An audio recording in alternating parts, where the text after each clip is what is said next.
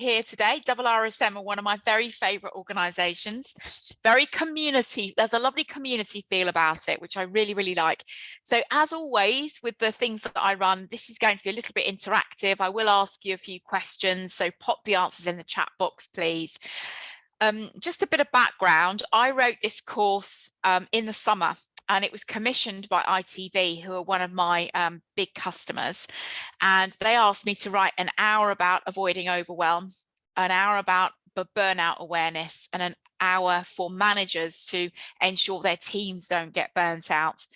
And I thought this would be a fairly easy job because I already have an hour on burnout that I wrote in 2020.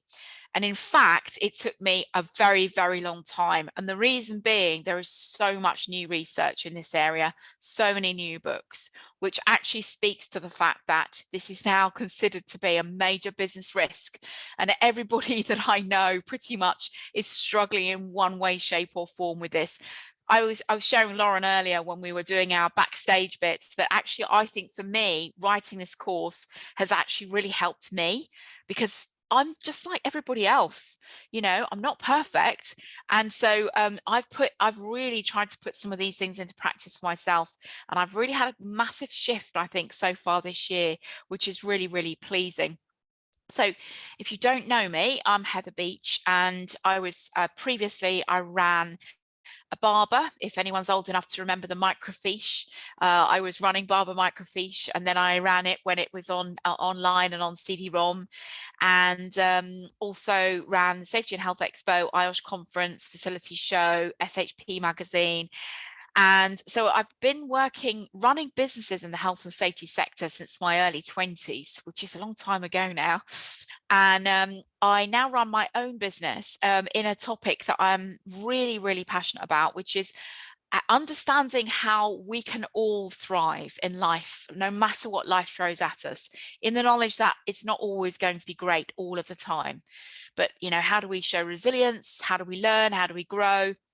So I'm a student of applied positive psychology, and I've got various other qualifications. I'm a lead implementer for British Standard 45001, for example, and I'm helping organisations put 45003 in place too. And I recently wrote a book which was released last year called I'm a Boss, Not a Shrink: Practical Guide to Manager Wellbeing Conversations, because I personally think that's a really difficult thing for managers to have to do, to have those conversations with people who are struggling. And I certainly struggled with it. So it was something, the first course that I wrote was with an HR employment lawyer, and was really around this area for managers to support them and to give them the knowledge that I wish I'd had when I was a manager of big teams. Okay, so the first thing I'm going to ask you, I will only be asking this probably for the next week or so, and then it will be defunct. But pop in the chat box, did you make a New Year's resolution or intention of some kind? You know, in the past, I think our New Year's resolutions were always things like lose weight, or, you know, run a marathon, or get fit, or something like that. But a lot of people are starting to think more about setting an intention. So I'm going to slow down this year, or I'm going to really be focused on something. So just pop in the chat box. Did you set one? What was it? Have you broken it yet? Or are you still managing to live it? So I'm going to open the chat box in the anticipation of getting lots of messages in there. So please do just pop a few words in, because it's really nice if this can be a bit interactive. And I'm going to be quiet whilst you put some chat in, hopefully. Hopefully that will encourage you.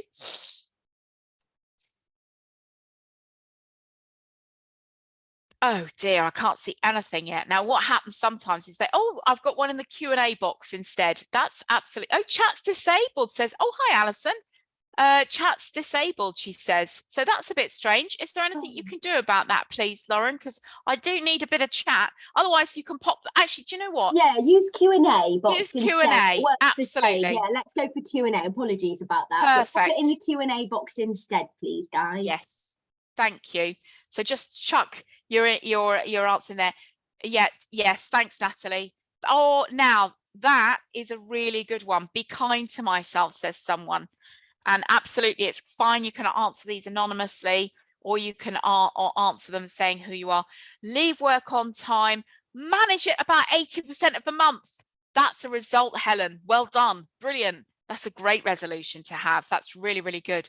Anybody else have anything? Those are interesting because one's an intention and one's more of a resolution. So, and both good. Right. So Nicholas says, no New Year's resolutions this year. Made a few longer term ones a while ago, working to a plan rather than annual resolutions. Very nice. And somebody else says, being more intentional. That's really interesting. And that is a theme which you're going to see throughout this webinar, is that actually as human beings, we need to get more intentional about how we live our lives, given that the society in which we live and our workplaces have become so stressful, so overwhelming, and just our overall lives are kind of overwhelming. So we need to get much more intentional. So that's really great. And Julie says, no resolutions or intentions set to avoid stressing myself. I like that, Julie. That's excellent. Thank you. Okay, so let's just introduce this. I just need to shut this Q&A box down as I can't see my slides. So yeah, I thank you for those of you who answered the survey. Basically, it's purely a self-awareness quiz. It just gives you some things to think about and might sort of bring some things up in terms of, oh, actually, do I do this or do I not? And I thought the answers were quite interesting. Most of the questions, I would say, not surprising in that 8% of individuals were successfully managing and coping with the stressors in their lives. Obviously, quite a low number, and that's what we would expect it to be, quite a low number.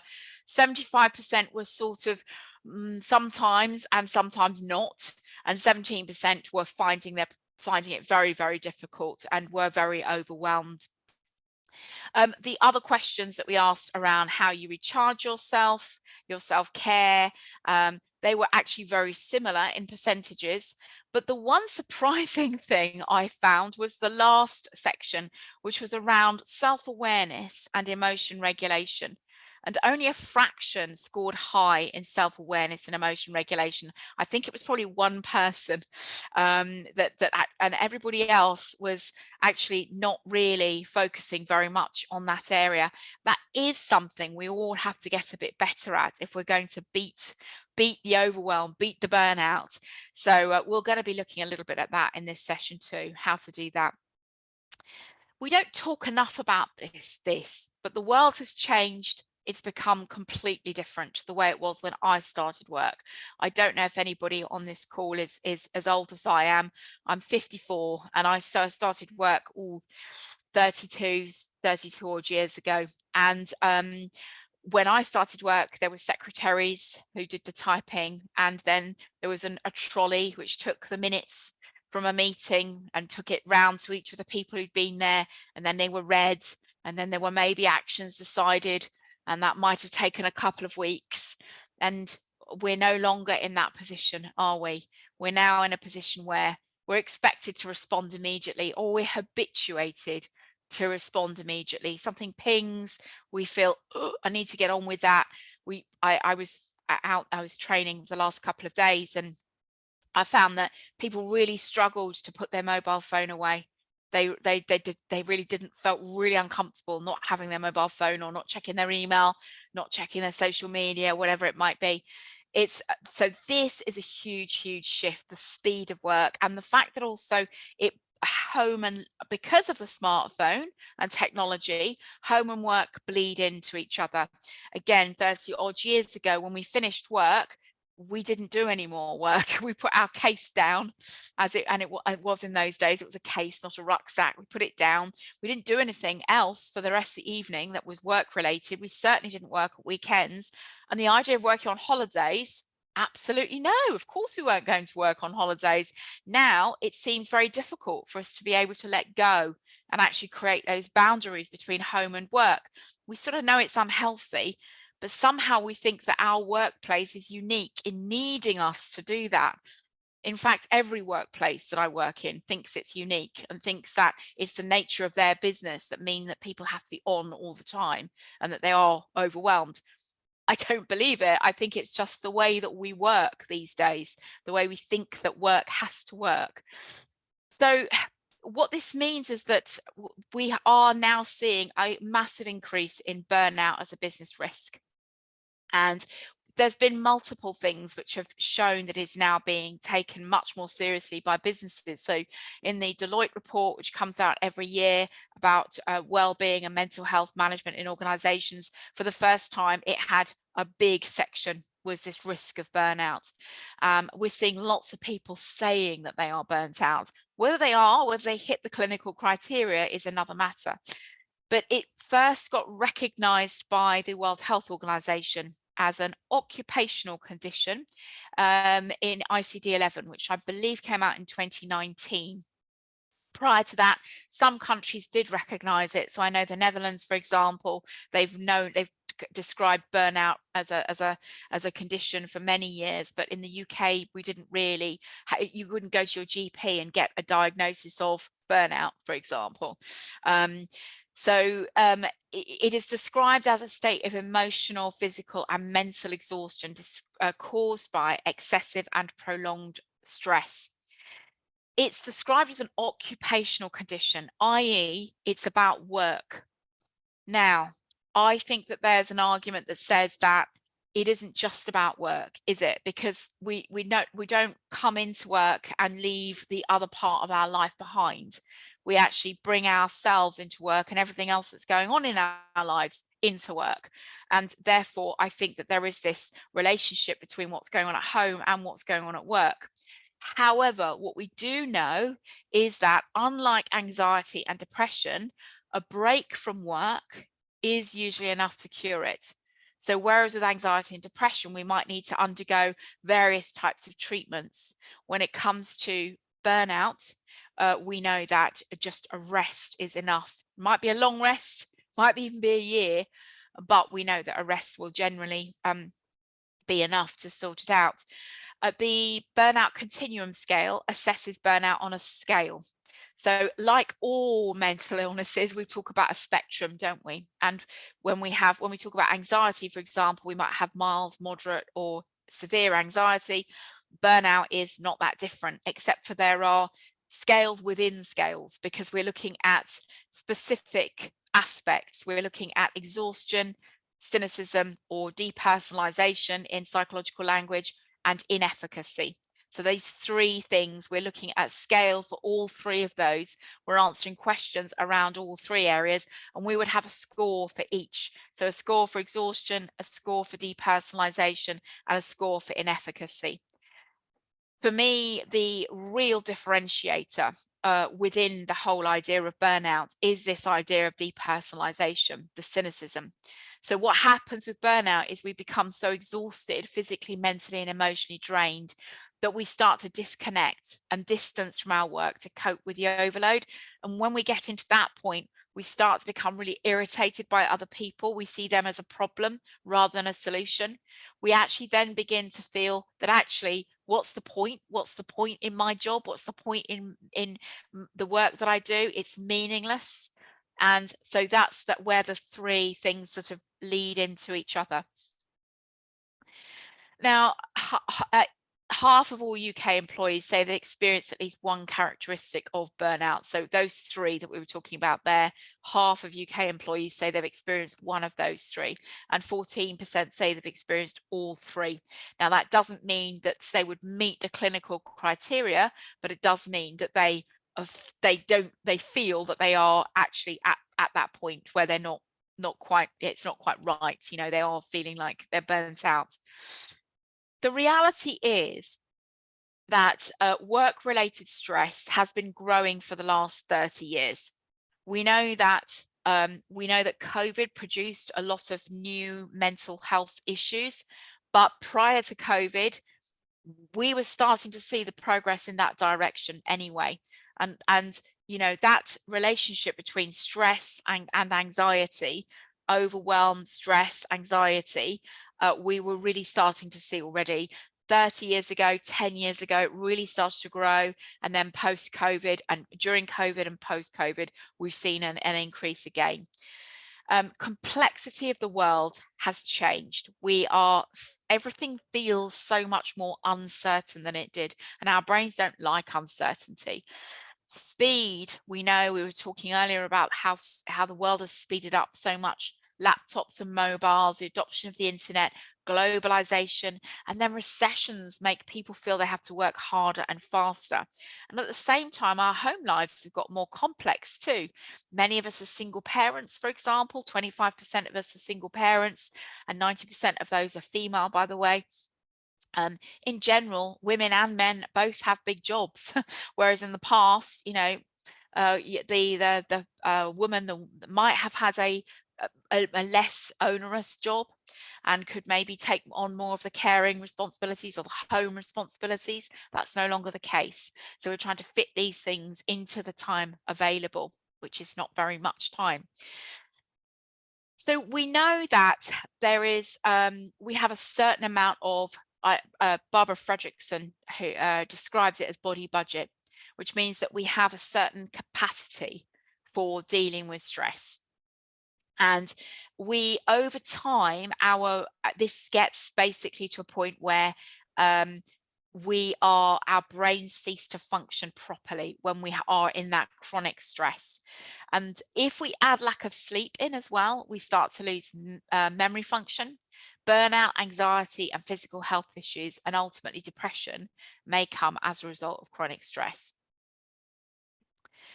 So overwhelm, or stress, you could say, is a result of an imbalance of demands versus resources. So this is demands versus perceived resources. So we have two levers to pull. The first lever is, how do we create lower demands? What levers do we have to use in there? That might be, for example, thinking about, okay, I've got an awful lot on at work. I'm putting a lot into work at the moment, and that's okay, but I'm not really going to do very much at the weekend because I can't do both. Or it might be, right now I've got issues with elderly parents, adolescent children. I need to actually lower my work demands. So my best friend recently went part-time. She said her dad died. She's now sort of semi-caring for her mum 5 minutes away, and she can't deal with it all. So she's gone part-time. So that's her way of lowering demands. And then the other side is to improve our resources. So the resources may be other people, it may be, other things, but it might be how we resource ourselves. Because as we all know, actually, it's like a business case for looking after ourselves is that we can simply cope with more stressors if we are actually taking care of ourselves. If we're sleeping well, we're eating well, we're exercising, and we're doing all those things that mean that we are looking after ourselves well, that's resourcing ourselves better. So as I said, the growth of work-related stress means that we need to be conscious and intentional about these challenges as individuals, as organizations, and as managers. And if you've seen any of my work before, you'll know that I believe that well-being is a relational concept, which basically sits inside of what's going on with us as individuals, how we relate to our manager, and what the organization is doing. Is it giving us the right resources? Is it overloading us with work? Is it a toxic culture? So all of these three things are working together. Having said that, for me, we can't really change an organization very easily. We can influence that. We can't do very much about it. What we can do is we can control ourselves. So this presentation is going to be mostly focused around what we as individuals can do. And the main thing this speaks to is the need for us to slow down a little bit. Because if we're constantly on that hamster wheel, where our brains have just developed a habit of, for example, phone pings, pick it up, look at it, answer it. We need to basically pull back. We need to maybe sit and prioritize a little bit more and think about, right, what are the main things that I'm going to do this week, and how am I going to not get distracted? Or we might need to put some things in place for ourselves, like, for example, blocking time out in our diaries. So there are lots of things that we can do, and we're going to discuss those throughout this presentation, but we need to get intentional about those. and we need to slow down in order to get intentional, because otherwise we're just on this hamster wheel of habit, because as we know, our brain loves shortcuts, doesn't it? So this really shows where overwhelm fits, and overwhelm fits in the idea of burnout. And if we think about the stress curve, I'm sure you've seen this before many times. We know we all need a little bit of pressure or challenge to get us motivated, get us moving, get us interested. But where we aim to be is at the peak of that curve of optimal arousal and optimal performance. That's when we have just the right amount of plates to spin for us. And we have just the right amount of work that we enjoy, we're good at, but with a slight stretch involved in it. So we haven't got, for example, loads of projects that we're not good at, and we've got no support with doing those. But we've got stuff that we're good at, that we're enjoying doing, and that we've got a little bit of stretch involved. And we've got just the right amount of those for us. However, it is very easy to tip over into overwhelm, because we get that one too many plates, or that straw that breaks the camel's back. We've all experienced that, where that one thing, which is actually generally quite a small thing, and we think, I can't cope, I just can't cope anymore. Now, sometimes we need to push through. Sometimes we need to keep going, because perhaps we're in a short-term situation. I used to run events. When you're running an event, you might get exhausted, but you push through to the end of the event, then you have to take a break. So it's really when you get to that point where you think you're tipping over the edge, it's then taking stock and thinking, okay, am I going to continue like this for a short period and then take a break? That's fine. Or am I going to start to reprioritize, to look at the demands and how I can lower those? What can I do at this point in time? Now, I'd like, if you could use the Q&A box, because we don't have the chat box, please would you tell me in the Q&A box how you know when you have got to the point where actually you need to start to think about rowing back. You think you might be in the overwhelm part, and you start to notice certain things. So please pop in the Q&A box what it is for you, and I'm going to share some of what it is for me. So I get very tight jaws because I'm grinding my teeth at night, and I'm not aware that I'm grinding them at night, but I wake up very, very tight in my jaws. I also get really, really irritable and very easily triggered, and I generally take it out on my daughter, not on my lovely customers, but on my daughter. And then I head to the fridge for chocolate and carbohydrate-based snacks. So that's just some of the signs that I know. Some people say they feel it physically in their bodies. They maybe get ill. Some people just start to notice they're procrastinating. They can't start anything. Let's see what you guys are saying. So I'm just going to open the box. Right. So yeah, we've got snappy, always tired, don't enjoy what I normally do, sore back and shoulders. Very good. Yeah, absolutely. I totally agree. That's me too as well. And then Sen says, when I start looking back at decisions way back. Oh, wow, that's really interesting. You start to think about what you've done in the past. Aha, Natalie, that's a familiar one. Working overtime. Robert says he's tense in the shoulder and neck. And somebody says poor sleep. That's very, very good. Yes, sometimes it can be we wake up in the middle of the night with a massive everything rolling around in our heads, don't we? Or we might actually not be able to get to sleep in the first place. Alison loses the ability to maintain focus, gets butterflies, gets snappy. A woman after my own heart, the snappiness. Nicholas starts feeling constantly tired and not energized to engage with tasks, starts avoiding and procrastinating and feels tense. Helen, that's great. Yeah, heightened emotion, cry easily at TV or films. Yes, I know that one. Migraines, nasty, and crave sugar. Definitely, I crave sugar too. Aching neck and shoulders and an inability to settle and concentrate.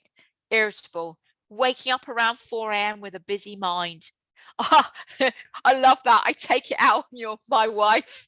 That's like me taking it out on my daughter, isn't it? That's very honest of you. Thank you very much for sharing all of that. So we do know, don't we? We do know that we are not really that we probably should at that point row back, right? but do we? That's the question. And it's certainly taken me a while to realize that actually I just can't. I used to think I could just do everything that landed on my plate. Well, because I'm very effective. Just give me more, that's fine. I'll just keep going. And now I realize that actually I can't, and I have to be a lot more selective and say no to more things. It's a real training that we have to give ourselves in this area. As this curve shows, and Yerkes Dodson didn't put burnout on the end when he made this curve, but effectively overwhelm, constant overwhelm is what leads to burnout. So we need to be working in the area of overwhelm and trying to avoid that, because if we can avoid overwhelm, we won't end up getting burnt out. So one of the difficulties of being able to tell where we are on this curve is that when we are at the top of that curve, we're in what Csikszentmihalyi, who's a positive psychologist, calls flow. We might call it being in the zone. We might call it being in flow. But we are doing something that we are enjoying. We're stretched and we're good at it. But we're on fire. We don't even feel time passing. We're like, give me more. I'm loving this. It's like play. Aren't I lucky? This is amazing. Wow, I'm really enjoying this. And then all of a sudden we end up with this, oh gosh, actually, no, maybe it's a bit much now. Where do I turn? Maybe I'm getting a bit irritable. I'm waking up a bit tired now. Might be overreacting, maybe can't see the wood for the trees. And then there's another sliver of change, which is like, I'm really now getting exhausted. I just can't do this. And what's the point of what I do anyway? We might overreact or have no reaction. And I don't know about you, but I have on occasion thought about just going and living off grid. Just go away, everybody. I don't want to worry about any of it anymore. I'm just going to go and live off grid in a mountain, somewhere in the middle of nowhere, and it will all be fine. So I think that means that we're struggling when we're at that point.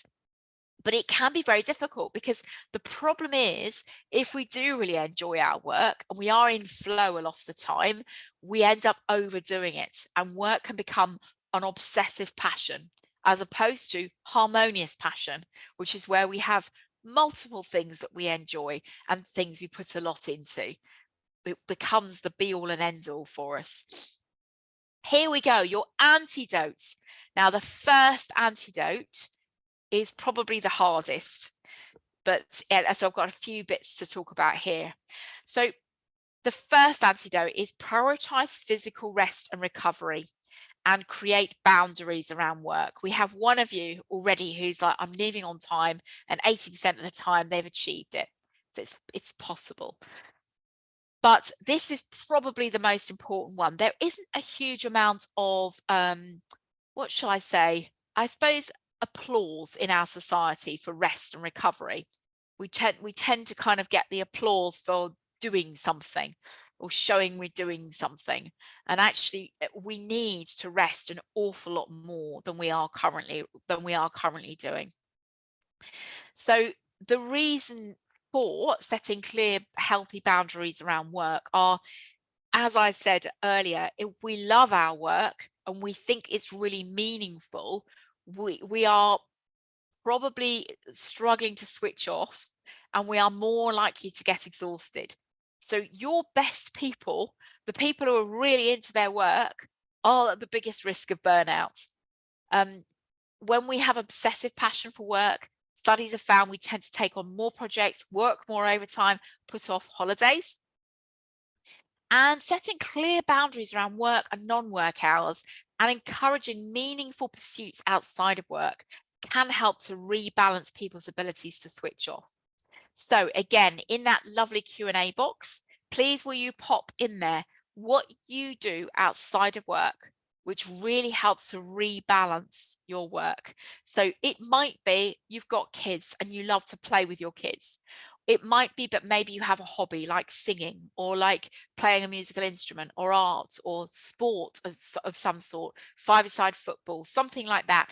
But what do we have among this audience today in terms of meaningful pursuits outside of work?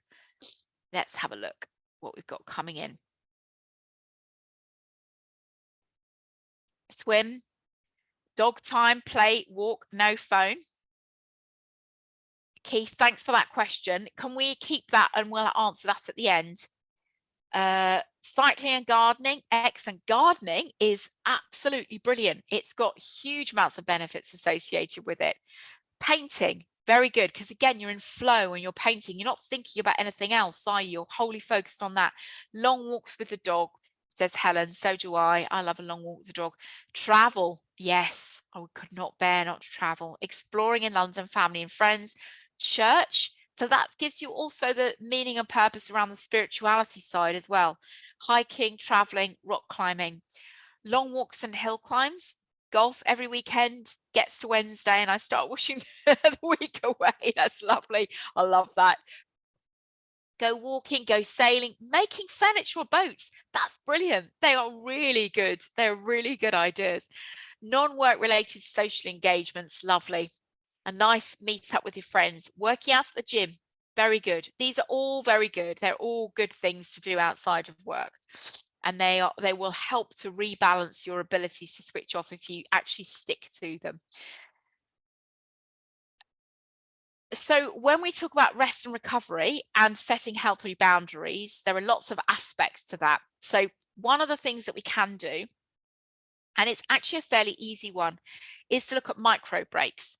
So in all areas of our health, we know that actually it makes sense to get up and move at least every hour. So that might be go for a stretch, it might be go for a walk to the kitchen and get a nice cup of tea or something. It might be going, if you're in the office, going and chatting to a co-worker. But if we set our meetings at 50 minutes and we have 10 minutes break between every meeting, if you see that chart there at the bottom there, that's from the people who have done that. They've had 10 minutes break in between each meeting, which means that our brains are still working by the end of meeting 4.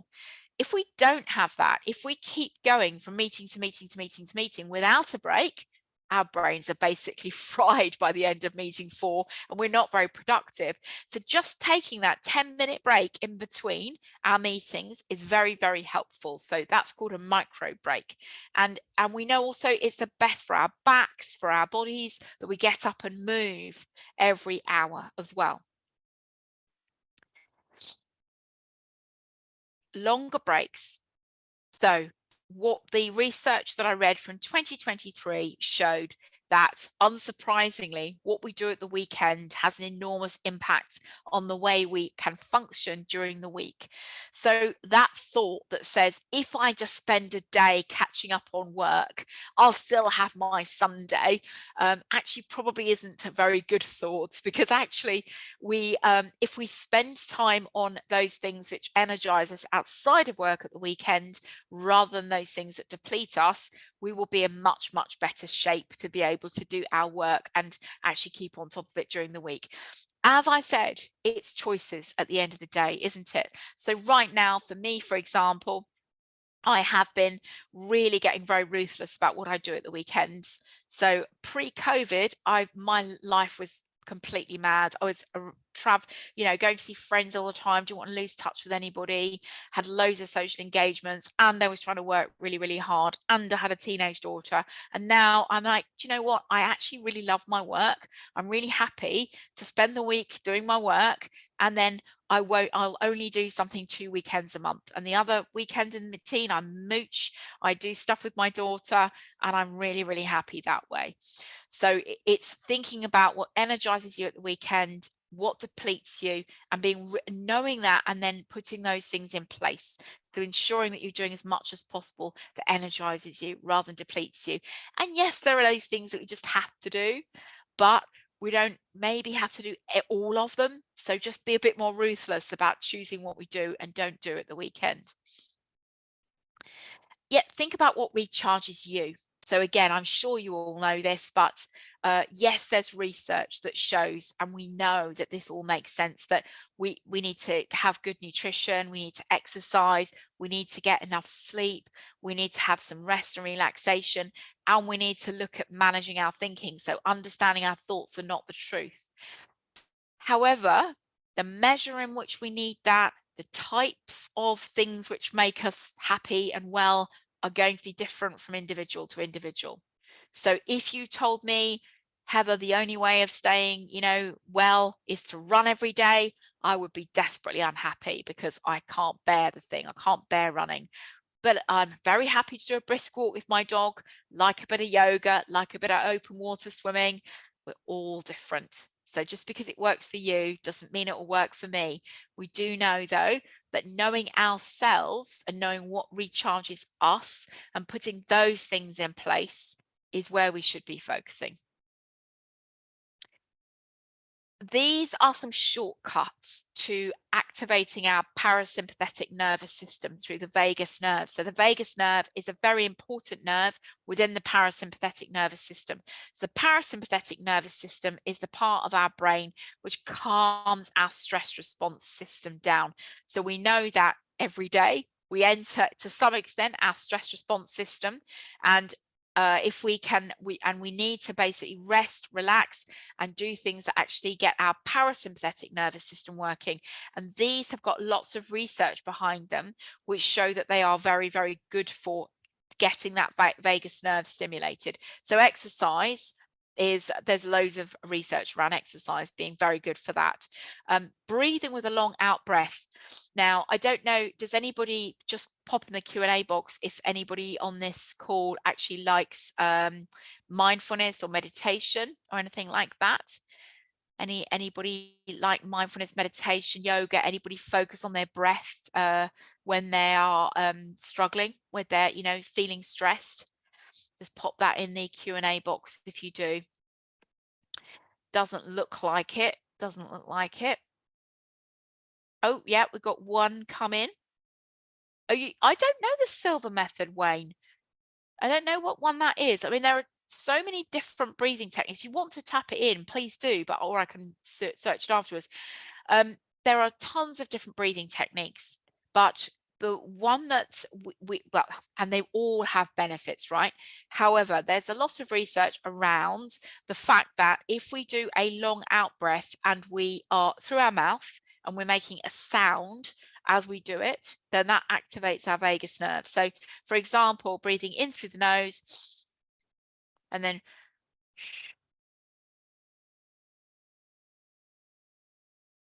making a sound through our mouth, a long out breath.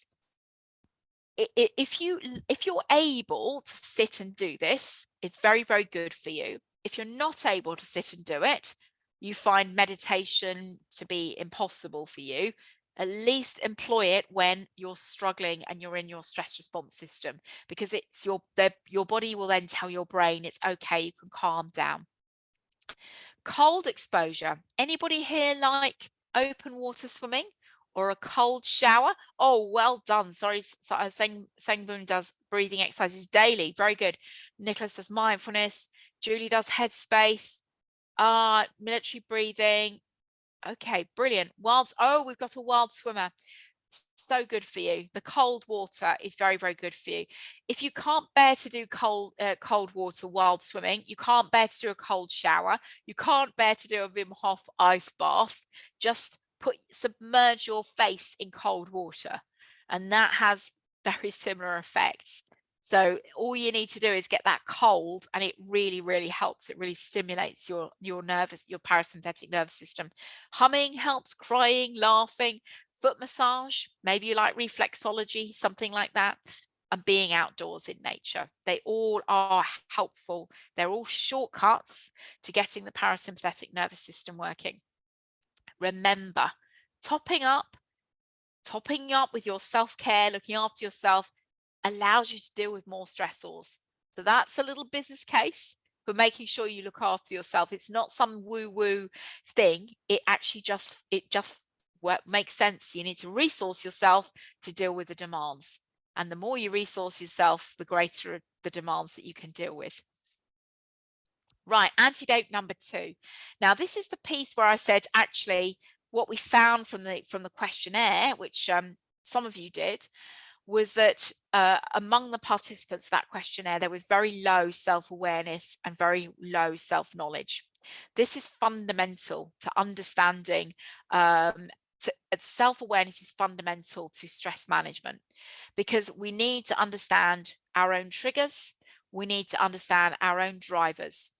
So I'm going to share with you, I had a mini burnout myself. It was a mini burnout. It was about 3 weeks. I couldn't get out of bed. Couldn't do anything really. And I couldn't blame the workplace because I was working for myself. So it's not always about the workplace. Sometimes it's about you and how you function, or it could be you in combination with your workplace. So when we look at the kinds of drivers which are going to lead us to burnout, number one is perfectionism. Now, I did not know I was a perfectionist until I had that mini burnout. And because I had an idea that perfectionism was people who were neat and tidy, I assumed that they probably procrastinated quite a lot, that they looked incredibly organized and neat and tidy, and all of those things, none of which are me. However, that isn't perfectionism. There are 3 types of perfectionism. There's self-oriented perfectionism. Self-oriented perfectionism is, I have very high standards for myself, and I need to actually align with those standards no matter what I'm doing. So even if it's a small thing, which actually doesn't really matter that much, I still have to get it very, very right. The second part of self-oriented perfectionism is, can't bear to make a mistake. That was me, 98% when I did the Frost and Hewitt survey questionnaire about 4 or 5 years ago. Other oriented perfectionism is, you can't bear for people around you to be making a mistake either. And you don't really respect those people who aren't striving to better themselves. So that was another one that was me as well. Socially prescribed perfectionism is the third type, and that is, everyone around you expects you to succeed. They don't expect you to fail. Now, again, do pop in the chat box if any of that sounds like you, because the first 2 were definitely me, and they were in combination with some of the other things on this list too. So you have perfectionism and you're highly effective, and you combine that with people pleasing, you've got a perfect recipe for burnout. And I think that some of us definitely fit that criteria. But I'm not seeing anyone who's, oh, we've got one person who's admitting it. Thank you, Mohammed. I feel less alone now. I can't believe I'm the only perfectionist out there. I see it everywhere I go. But thank you, Mohammed, for coming alongside me. Yeah, Nicholas said it sounds familiar to him too. That's all good. Thank you. Then we've got self-esteem highly linked to work and achievement. Another factor. Human giver syndrome. This is this people-pleasing idea. Human giver syndrome was a term that was created by the Nagoski sisters, who wrote a book about burnout, both doctors, and they said that it was when you try to be everything for everyone. So for example, you're giving a party and you have to make sure everyone's enjoying themselves, otherwise you're not satisfied. You can't say no because you think that's not being very nice. So that's people pleasing, human giver syndrome. You might find there's a mismatch between you and your organization's values. Coping styles and personality traits such as high conscientiousness and low emotion regulation. So emotion regulation is when we react rather than think about something and then respond. And again, that requires us to slow down. And many of us are not very good at that. Another risk factor is physical or other mental health issues or other stressors at home. So we all go through periods in our lives which are difficult at home for one reason or another. Perhaps we have a health issue ourselves, a chronic health issue. Perhaps we're caring for somebody with a health issue. Perhaps we're moving house. Perhaps we're getting divorced. All these things can actually build our stress buckets up, so that work then becomes additional stress. And then the other factor is neurodivergence. So for example, if you're on the spectrum for autism, or if you have ADHD or dyslexia, you may be masking and trying to fit in with the way the world expects you to operate, and that uses a lot of capacity, and therefore you have less capacity and you are potentially more at risk of burnout. So for me, I think it's important to understand and to do as much work as we can on ourselves to understand what drivers we have which are leading us to overwhelm. Why can't we say no when we don't have capacity? Why can't we say, look, I leave at 5? Why can't we do a less than perfect job on everything? Because it's good to know those things about ourselves, because once we know it, once we're aware of it, we have a little bit of choice about it. So, for example, I remember I used to get very, very uptight if somebody around me made a mistake because I felt it reflected on me. Now I have that same feeling momentarily, but I can immediately rationalize it away with, that's my perfectionism speaking. No one's perfect. And then it's useful to go another step beyond that. Think about, where does that come from? Where does your perfectionism come from? Is it about trying to control all the outcomes to make sure it, and to think it will be perfect when? Is it about having to be seen as always a good person, something like that? Did it come from your childhood? These things generally do. Where do they come from, these conversations?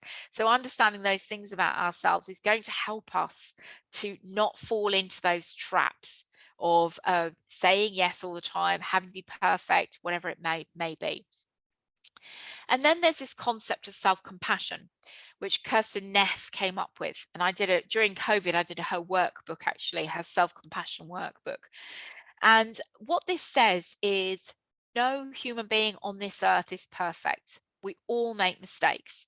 And so actually replacing that, you're an idiot, you're stupid, why on earth did you do that, with something kinder, like, you did your best, or it doesn't matter that much, or you'll do better tomorrow, whatever that might look like for you, will actually be really useful for you, again, when trying to avoid burnout and overwhelm.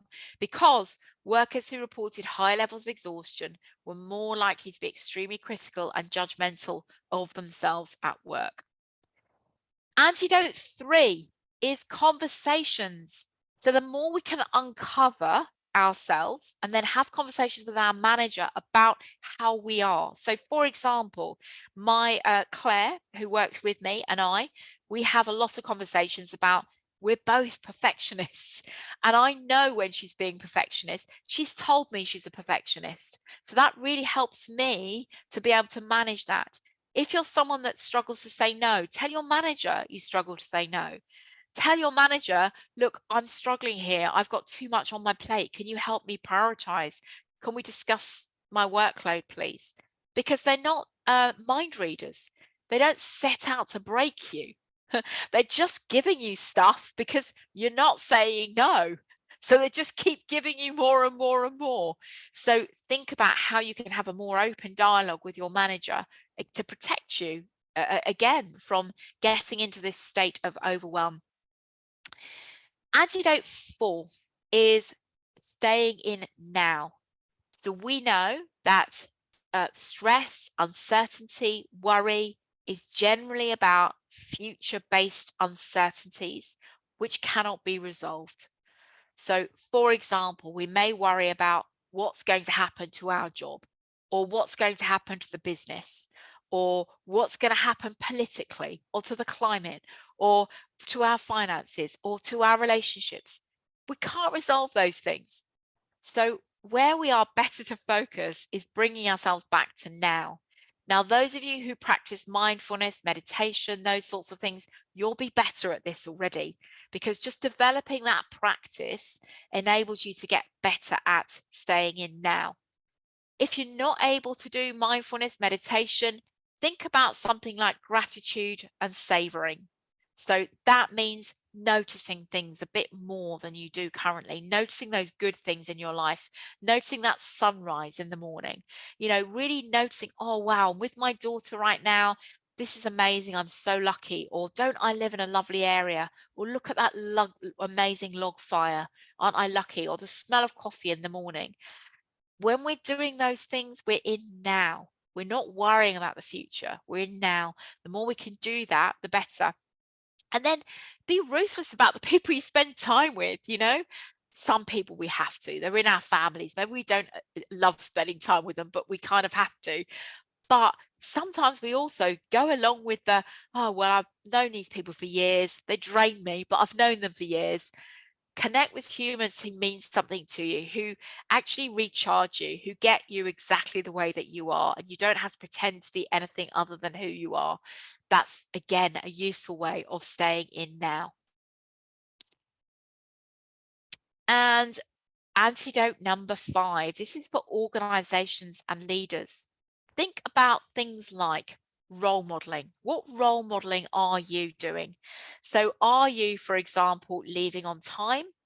Are you taking lunch? Are you always taking your holidays and encouraging other people to do the same? Set your meetings to 50 and 25 minutes. All taking a break at one time provides better rest for all. If you have additional days that you give people and everyone's off, I don't know about you, but I found this Christmas to be particularly good because no one was working. So I couldn't feel any guilt about not working. Didn't need to worry about going on my laptop and checking stuff out because no one was working. Look at where your work processes and your work design creates stress. And then think about bringing into the explicit, some of those implicit things around how you work together. So for example, do you treat everything as an emergency? Can you actually quantify what an emergency looks like? So what is something that would justify someone responding out of hours? And how do they do that? Is it via WhatsApp? Is it via email? These are sort of work charters that we can create between us to actually establish what our working practices look like, what our core hours are, those sorts of things. Rather than leaving all those things in the unsaid, we need to make those things explicit. Basically, overwhelm and stress are here to stay. We need to think about doing less, focus on doing less. Then we can be more present and effective in the things that we do. Letting go of perfectionism, we can free up time and energy for the things that are truly important to us. Say no. When we say no, we're protecting our time and energy so that we can focus on the things that are most important to us. Delegate. This will free up our time and energy so we can focus on the most important things. Take breaks, as we said in the very first antidote, helping us to stay focused and productive. Take care of ourselves. When we take care of ourselves, we have more energy and are more productive. Simplify our lives by minimizing our commitments and focusing on what's truly important. We can free up our time and energy. And be grateful. Gratitude is a powerful emotion that can lead to greater happiness and fulfillment, where we're less likely to focus on what we don't have when we're focusing on what we do have. I'm going to leave you with this quote. Of all the books that I read, and I read many for this course, my favorite was Oliver Burkeman's 4,000 Weeks. So I highly recommend that you read it. He's a philosopher and he treats this whole overwhelm thing as a philosophical problem. He says there will always be too much to do. And this realization is liberating. The only viable solution is to make a shift from a life spent trying not to neglect anything to one spent proactively and consciously choosing what to neglect in favor of what matters most. So I think we're just over 50 minutes. I don't know if anybody has any additional questions or what we'd like to do. We also got a resource that we can send you afterwards. Thank you, Heather. Thank you so much for that. That was super interesting. I really enjoyed that. We have had one question, which is a rather long one in the chat, but I do think it's really important to address. So I'm going to just summarise it for you. So we've had Keith come in and say that he's, luckily that he is partly retired and works as a strategic health and safety advisor. And he's got a couple of friends that are maybe not in the corporate world. So a lot of this presentation was looking at maybe the corporate side, particular one friend that worked for a meals delivery service part-time, had a really bad schedule, really overworked. His deliveries were timed and they were trackable. So a lot of pressure. And luckily, obviously, he was part-time, so was able to take that step back. But sort of the point being that not everybody's lucky enough to be in a corporate job where perhaps they can say whoa and take a step back, particularly those in the high pressure manual jobs or anything that's not corporate related. And I think it's like, how do they help themselves to avoid burnout and breakdown? As obviously this can lead to serious incidents, particularly if these are people in manual jobs, if they are burnt out. So sort of what would be the advice for maybe those that aren't in the corporate world, as we say? It's interesting, Keith, because I think people fall into different sort of categories here, don't they? So what I tend to find when I do this training is that people in white collar jobs where they're sat at a desk all day are actually really struggling to switch off. People that work shifts, they do their shift, they go home and they're okay. However, their shifts can be killers because they're doing night shifts, or they're doing shifts which are, 3 on, 3 off or something, and they're really struggling with managing the time differences and all the rest of it. And I think what you've highlighted there is another category, which is the category of workers like this person that you're talking about there, high pressure manual jobs. And I think that that's a responsibility for managers to think about, because are they safe? That's the first thing. Are they safe?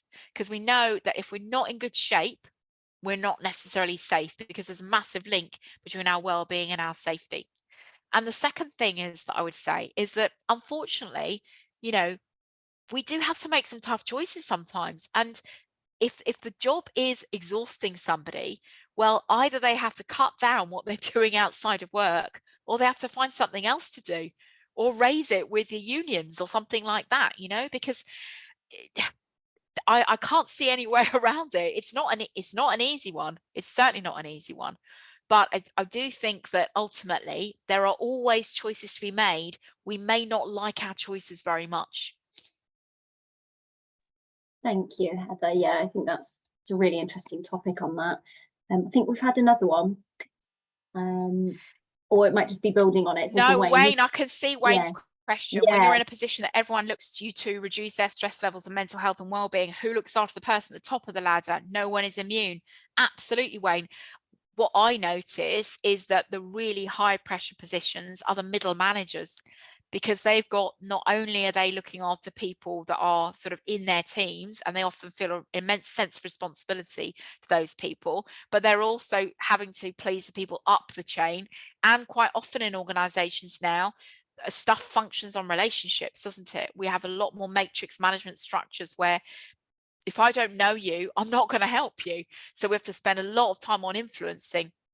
And I think being a manager, middle manager, is really, really difficult these days. And what I think also is, when you start in a management position, you're given more stuff, and you're kind of given education sometimes, hopefully, on how to do that management, that coaching, that leading piece. But you're not told what to let go of. You don't think about, well, I'm not going to do that anymore. I'm not going to do that anymore. I'm not going to do that anymore. So that piece is quite often neglected, isn't it?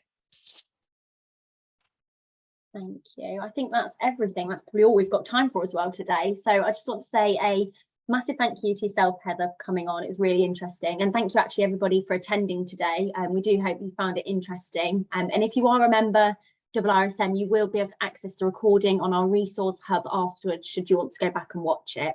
So yeah, thank you to everybody for joining us today. And thank you, Heather, again. Thanks so much for having me. Thank you so much for everybody's honesty in the chat box as well. Thank you. Bye, everybody. Have a lovely afternoon. Bye.